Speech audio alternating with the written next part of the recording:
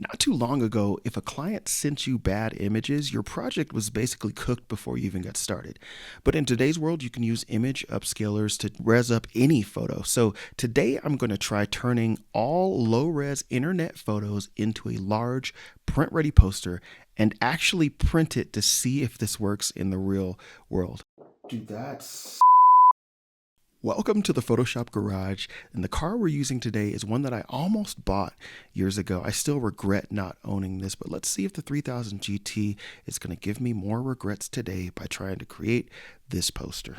And pretty quickly, we're going to run into our very first issue, is that the file size is not going to be compatible with the images we're going to be pulling in. I'm going to start my new file here in Photoshop. We're going to go for a 24 by 36 inch poster, movie style poster. And to do this right, to print this at the right resolution, we need to set the file DPI at 300 DPI. Now, the problem is internet photos are at 72 DPI, so we immediately are going to have a mismatch, and you can see how small this photo is when you import it directly into Photoshop. Back in the day, this would have been a full stop on this project. You would have been calling project managers, we need new photos, we need high res, or you're just going out there and you're shooting the car yourself. You're reshooting, which is a whole lot of time, a whole lot of money. You can see here when I expand this photo up to the size we need it for the poster, and we go ahead and lock this in, we're going to zoom in on this photo, and pretty quickly you can see why this is a bad idea. What started off as a photo that looked really good on your screen is now pixelated and grainy and kind of distorted, and this is not going to make for a good poster if we just leave it like this. But because the file is at 300 DPI, if you sent this to a printer, they would go ahead and print it, that's on you as a designer. So I spent quite a bit of time before this video just kind of looking around at different photos. This is a 1500 by 1000 pixel width photo at 72 DPI. Remember, it's an internet photo, but that's going to be one of the keys here. Number one is that as a designer, if you have to work with low res, at least try to find a large enough low res photo that the upscaling is going to work. Now, when we go into upscale it, this is actually pretty simple here in Photoshop. And this is important to me because, like I said, the 3000 GT is a car that I almost bought one myself. I saw one sitting on a lot years ago, a VR4, just like this one, pearl white. And I couldn't find it within me to pull the trigger. I don't know why, but till this day, it's a car that I wish I would have pulled the trigger and gotten that one in my garage. So to upscale this in Photoshop, we're going to go to Image, we're going to go to Generative Upscaler, and now we are going to select the Topaz Partner Upscaler, because I've found that the Topaz Detailed Upscaler is actually the better upscaler here in Photoshop, not the Firefly one. We're going to select 4X, and then we're simply going to check our settings and click Upscale. We're going to go ahead and crank up the time lapse on this one, let Photoshop do its thing. But very quickly, you see that little scuff on the bumper, it amazes me how clear that was. And now going back and forth. And what happens is that Photoshop will create a brand new file with both images. It'll have the original resed image, and it will also have the upscaled 4X image, which you can immediately see here with the Topaz upscaler, just how clean this is. The words, the pixelation, beautiful. Now you may be asking, what about the Firefly one though? So let's go back to that original image. Let's switch our upscaler back to the native Firefly. We'll do the same 4X, go ahead and hit generate, and we'll quickly see there is a difference in what Firefly generates versus Topaz. And immediately, once the upscaling is done, you see that same scuff mark on the bumper. There's a lot of AI artifacts there. The Mitsubishi wording, the B kind of turns into this weird box looking thing. It's not great. So yeah, we're going with the Topaz upscaled version. What we're going to do is we're going to just take this from the new file that Photoshop created. I'm going to put it into the poster file, and you can see the difference in that original 1500 by 1000 72 DPI image versus the upscaled one. It's way closer to the size that we would need for the poster. It's going to look a lot better as well. So now we got our second image that I'm going to pull in here, because we're going to start to digitally modify this car to be the spec that I would have wanted it to be when if I had purchased this car. The plan is simple. We're going to put this thing on some TEs. We're going to modify this to my specs. I'm going to change the license plate, obviously, to protect the innocent. I think I want to keep this general landscape of where the car is. And so we're going to use generative fill to actually expand this background and make it work. We're going to make sure that we dial in any of the AI artifacts that did appear. I noticed the VR4 logo on the back was a little bit janky, so I'm probably going to switch out all the logos, and then we're really going to give this a photo treatment, a poster treatment rather, so that this is something that I'll be hopefully proud to hang on my wall and not something that I will regret that I even revisited this car. And the purpose of this video is not really to teach you Photoshop, even though you'll see, you can literally see what I'm doing here. Is, some of the steps are finding the right image. So again, just using internet images of these logos, but then going in, painting over or masking over the existing image that's there, the existing textures.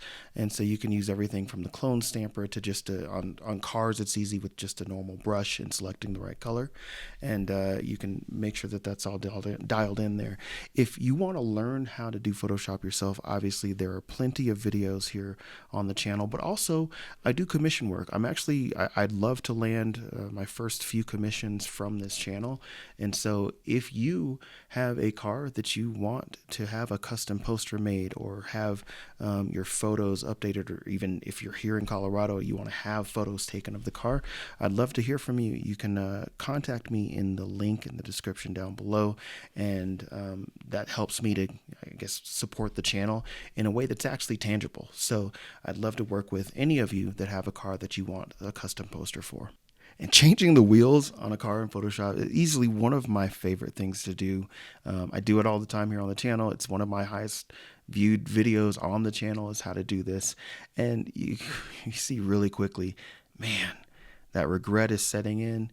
A 3000 GT VR4 on some TE37s. That's the move. That is absolutely the move. So what you'll see here is that I'm just using some curves adjustment layers to get all of those colors dialed in, to get it all set together. And now we get to move into poster mode. So when I create a poster, you always have to consider the final layout. Obviously, we started off with a landscape photo, and this is a vertical portrait style poster. And so I like to have some guides in place to do this. You just go up to view, and then you set up some columns, some rows. I like to have more columns than rows, so it gives me a little bit more gauge on where things are. I'll leave it at 8 for the columns, and then I'm going to use 3 for the rows, and that's going to essentially set up my rule of thirds. And obviously I've done this for a long time. The car is already kind of positioned right there above that bottom third of the poster, which is exactly where I want it. And so now with the guides in place, I can simply make sure that all of this stuff is going to work together cohesively to make for a good looking poster. And now it's just a matter of lining things up to exactly where I want it to be. Rear wheel is pretty much centered. The car is pretty much sitting on that lower third. And now I can have generative fill in the background with something that actually makes sense. And this whole process has got me thinking, it begs the question, how much AI is too much AI? Or at what point does using the AI tools in Photoshop take away from you as the designer actually designing this? And again, this is, I think back to before AI was like a huge thing. Could you expand this out? Could you actually could you draw in the rest of the background? Absolutely. There were projects where I spent hours, days photoshopping in pieces of a photo that did not exist. And I think the time savings that you get when using AI is it's undeniable that you can extend these buildings. You can go in and remove the cars from the background you saw those in front of the car on the other side of the street. I don't want those in the poster, so they're gone. And but now it's the technical parts of this that I think make the artistry, the design part. And so here, what I really want to do is I want to accentuate the car, the 3000 GT. It deserves that respect.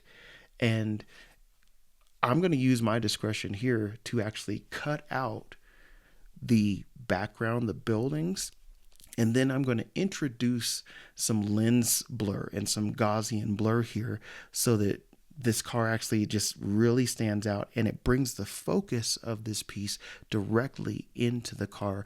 And those are the details I think that create that are created by the artist that AI maybe it can replicate it, but I find that this is the part that makes this art, not just you regurgitating prompts. All right, we could take this to print right now. It's a great looking photo, but this isn't a poster. So next thing is that we're gonna add some text. We're gonna make this thing really pop. So I want to have a VR4 kind of on the side of the building, make it look like it was kind of painted on the side of the building. This is a great technique. I'm going to make sure I have a font that works for me.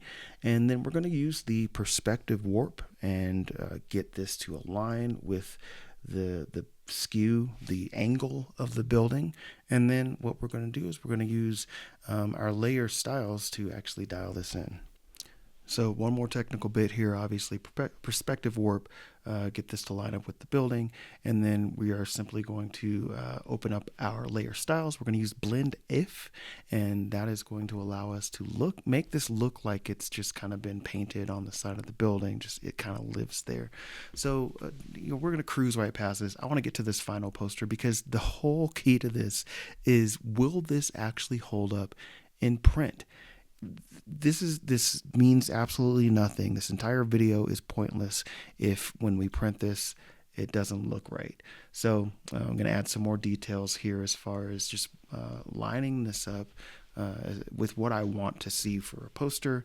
I'm going to make sure that all of my masking here is great. Also, I added that other generative fill, so I wanted to have a reflection down at the bottom. I'm going to add some text down below with the Mitsubishi 3000 GT, and I am going to affectionately name this composition the one that got away. I'm going to put a bunch of details about the 3000 GT down at the bottom, and then we can make sure that we have all of these kind of details at the bottom. I want to mask this out and really add a little bit of a drop shadow. The Mitsubishi logo adds the final touch, and now we can go to my favorite place to print things, Walgreens. And this is not sponsored, but they do a really good job at printing posters. And actually, they usually have a lot of discount codes. And so, yeah, there you go. $20 for a poster. 1 hour later.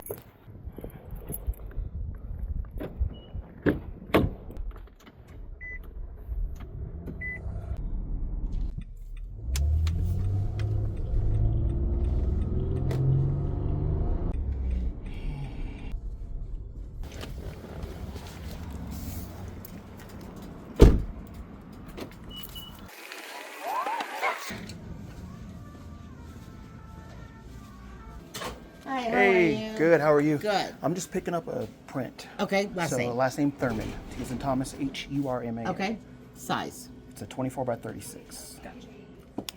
You have $2 in rewards. Do you want to use it? Yeah. Alrighty. So it's Absolutely. gonna there you go. $2 any day, right? Right. It's gonna ask for your zip code. Okay. Look, nowadays I'm like, I'll take 2 cents. Right? Cheaper. It's- 18, 17. Not that the discount's a cents are discount. worth anything anymore. Right. Moment of truth. Just got back. And I mean, it's crazy to think that we started with some really low res images and Printshop had no problem printing it. Now it's a matter of what this actually looks like. Oh my God. Dude, that's sick. Yeah, if you couldn't tell by my reaction, this came out great. This is absolutely astonishing that The image upscaler was able to upscale this small image enough for it to be used in a full scale poster. The details are awesome. Obviously, the text came out because the 300 DPI makes sure that all the elements like text, things that have fine details, look great.